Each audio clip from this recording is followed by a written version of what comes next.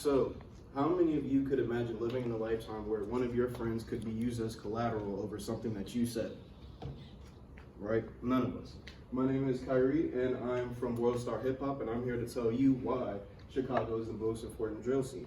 Now, let's start off with this right here. So this is an actual real-time clock, so that means in Chicago, every 3 minutes and every 3 hours and 6 minutes, somebody is being shot, and every 16 hours and 36 minutes, somebody is being killed. Now, could you imagine one of your friends being a part of this statistic? No, neither could I. So, what is drill music, you might ask? Drill music was popularized in the South Side of Chicago during the early 2010s, and it was popularized by this man, Pac-Man Dre. He was gunned down years later, and there's a South Side city in Chicago named after him called Drill City.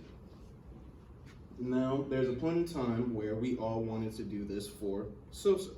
So he basically taught us that you can basically do whatever you want as long as you have the energy to do everything. So why is this important? Now, think about where you were when you first heard this. You were probably somewhere in middle school. Now, in middle school, when you hear nothing but just hype energy, you just want to be excited all the time, but you're not really thinking about what's going on. You just take everything for granted.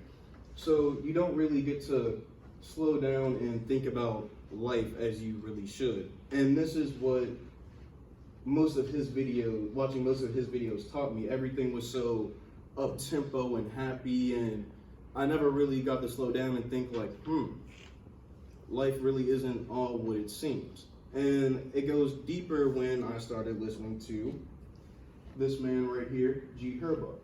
Now, gherbos really paints the picture of living in Chicago.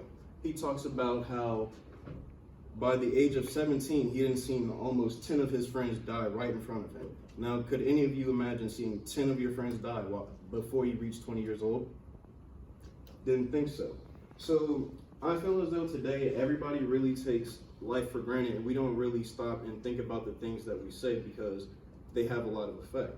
Now, most of his friends were actually gunned down because they were speaking on deceased people and rival gangs that they had killed. So this brings me to this.